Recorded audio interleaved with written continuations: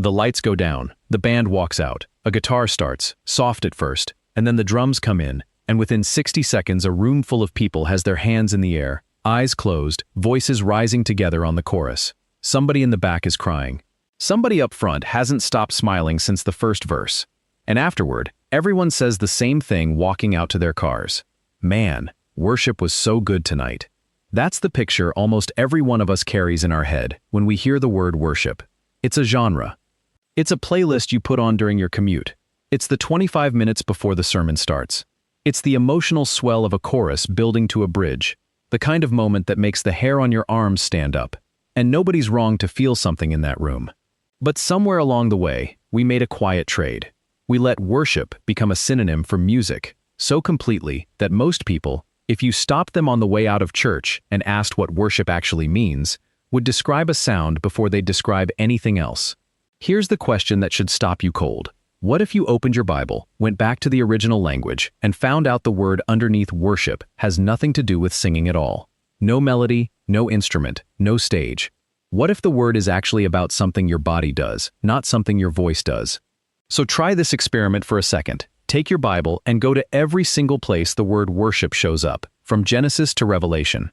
Now mentally strip out every instrument, every song, every stage, every raised hand, every closed eye. Take away the sound entirely. Does the word still hold together? Does it still make sense? Because if worship survives with the music completely removed, that tells you something uncomfortable. It means the music was never the definition. It was, at best, a response to something else entirely.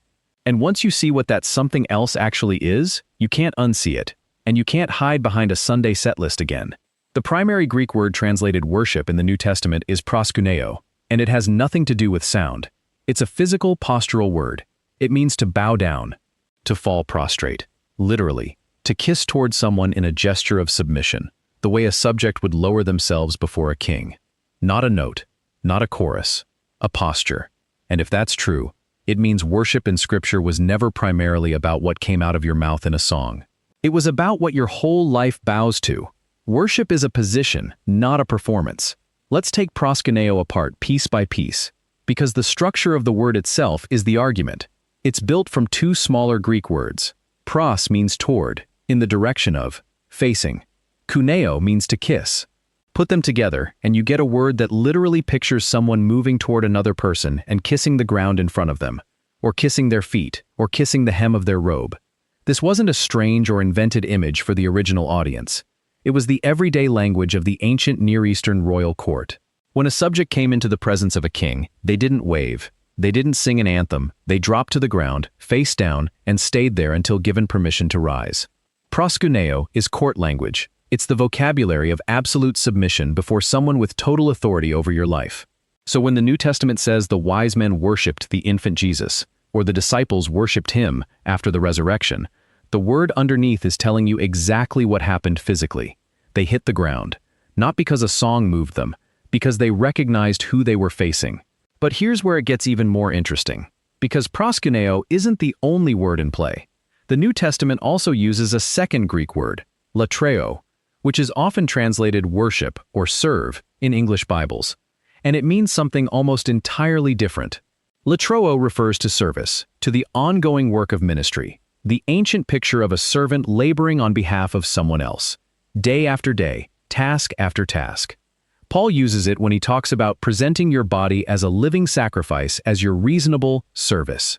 That's latreo, not a moment of bowing, but a lifestyle of laboring. So Scripture actually hands us two separate words, doing two separate jobs. Proskuneo, for the posture of submission, and latreo for the ongoing labor of devotion. And neither one of them, not once, points toward a melody. And this pattern didn't start in the New Testament. It's inherited straight from the Hebrew Old Testament, centuries earlier, through the word shachah. Shachah means exactly what proskuneo means, to bow down, to prostrate yourself, to press your body low to the ground before someone greater than you. It's the word used when Abraham bows before the sons of Heth to buy a burial place for his wife. It's the word used when Moses, standing in front of the burning bush, is told to remove his sandals before he ever makes a sound, and then falls face down before the presence of God. Long before there was a temple choir, before there was a single instrument named in Scripture, worship was already a body on the ground. The sound came later. The posture came first. Once you know what proskuneo actually means, you start seeing it show up in places that have absolutely nothing to do with music. And the first place it shows up is one of the most dangerous moments in the entire Gospels. Jesus is in the wilderness, 40 days in, weak, hungry, alone, and the enemy comes to him with an offer. Matthew chapter 4 records it. Satan takes him to a high mountain, shows him every kingdom of the world in a single glance, and says, "All of this can be yours, on one condition. All these things I will give you, if you will fall down and worship me." There it is, proskuneo, not sing to me, not play an instrument for me, fall down, bow, give me your body and your allegiance in a single physical act. And Jesus doesn't respond by critiquing the offer's sincerity or negotiating the terms. He answers with the one command that cuts through the entire scene. "Get behind me, Satan, for it is written, you shall worship the Lord your God, and him only shall you serve." 2 words back to back. Worship and serve. Proskuneo and latreo, bowing and laboring, both aimed at one target. There was no music in that wilderness. No stage, no crowd, no chorus. Just a starving man deciding, with his whole body, who he would bow to. That's the first time you see how high the stakes of this word actually are. It's not a genre, it's a loyalty test. The second example takes us to a well outside a town called Sychar, in John chapter 4, where Jesus is talking to a woman who has spent her whole life confused about where worship is even supposed to happen. Her people worshipped on a mountain. The Jews worshipped in Jerusalem. She's trying to pin Jesus down on geography, on the right building, the right ritual, the right location. And Jesus completely reroutes the question. The hour is coming, and now is, when the true worshipers will worship the Father in spirit and truth, for the Father is seeking such people to worship him. Notice what he does not say. He doesn't say the true worshipers will find the right choir or the right musical style. He says true worship happens in spirit, meaning from the inside, from the actual posture of a person's heart, and in truth, meaning in alignment with who God actually is, not who we imagine him to be. Jesus takes proskuneo and pulls it completely out of geography and ritual and plants it inside the human heart. Worship stops being about which mountain you're standing on and becomes about which direction your whole inner life is bowed toward. And then the pattern reaches its final, fullest picture in the book of Revelation, in the throne room itself. Over and over in those chapters, 24 elders surround the throne of God, and John describes the same motion again and again. They fall down. Proskuneo, one more time, used in its rawest, most literal sense. They don't just lift their voices, they collapse forward onto their faces before the one seated on the throne. And it's not an empty gesture. Revelation tells us they take the crowns off their own heads and lay them down at his feet, giving up their own authority, their own status, their own claim to anything, in that single posture of surrender. This is the eternal pattern, the picture John has shown of what heaven itself looks like when it worships. Not a concert, not a set list building toward a bridge. Bodies on the ground and crowns laid down, the same posture Abraham took, the same posture Moses took, the same posture the wise men took in front of a manger. From a wilderness temptation to a conversation at a well to the throne room of heaven itself, the word never changes. It was never about the sound in the room. It was always about who the room was bowed toward. Now here's something almost nobody expects when they trace this further back, past Greek and Hebrew and into English itself. The word worship in our own language comes from an Old English compound, worth skype, worth ship. Worth meaning value, and ship, a suffix meaning the state or condition of something. So the English word, long before it ever picked up a musical connotation, simply meant declaring someone's worth. To worship a person or a thing meant to publicly recognize how much they were worth, and to arrange your life around that value. It's the same root behind words like your worship, a title once used for judges and mayors in England, people whose authority you were expected to defer to.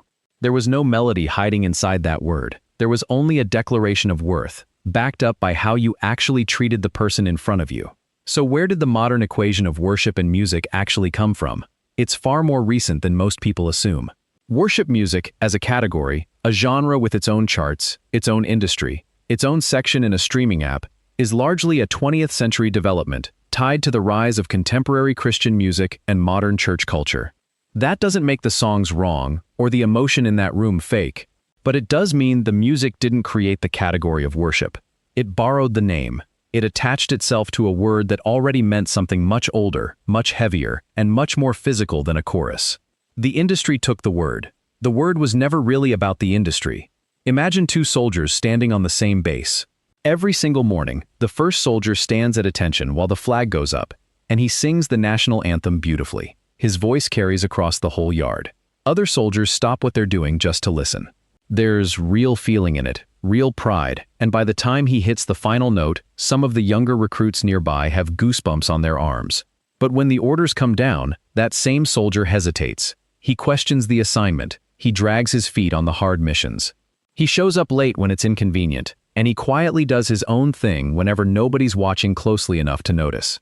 Now imagine the second soldier. He can't carry a tune at all, doesn't even try, stands there in silence every morning while the anthem plays.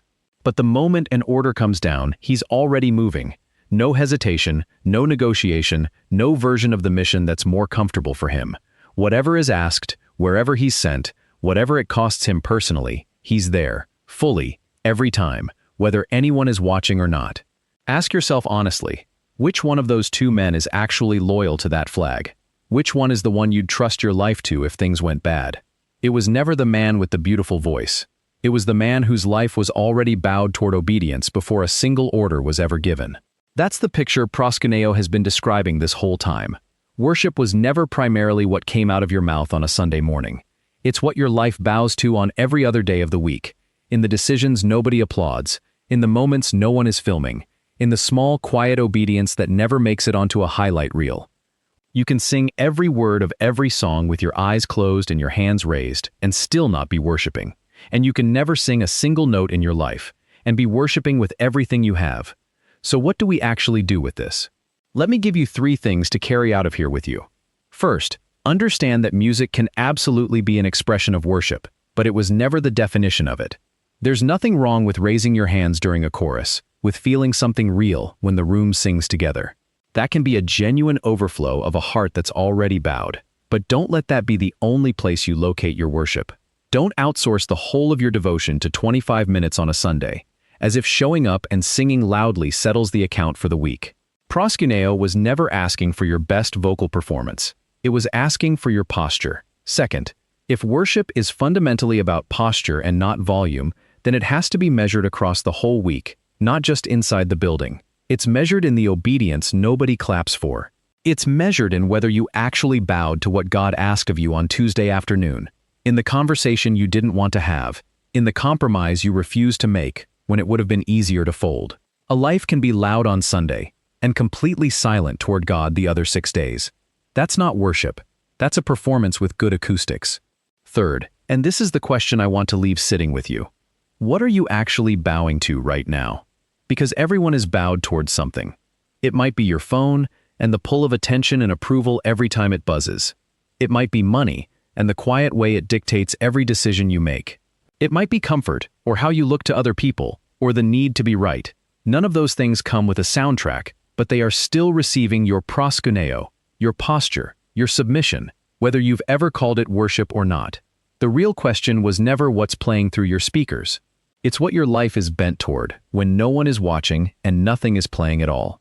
So picture that room again, the lights going down, the band walking out, hands lifting into the air as the chorus builds and somebody in the back starts crying. Nothing about that has to be fake, and nothing about it has to change. But now you know what you're actually looking at. That moment is only worship if it's the overflow of a life that was already bowed before you ever walked through those doors, already surrendered on Tuesday, already obedient in the small, unseen decision nobody filmed. If it's that, the song is real worship, proskuneo set to a melody. But if the raised hands are the only place your allegiance ever shows up, if the posture disappears the second the lights come back on, then the room was never actually looking at worship. It was looking at a performance, wearing worship's clothes. God was never auditioning your voice. He was watching your posture. And proskuneo has been waiting this whole time for your knees, not your notes. If this reframed something for you, subscribe, drop a single word in the comments, and share it with someone who needs to hear it. That's genuinely how people find this content. Keep us in your prayers. God bless you.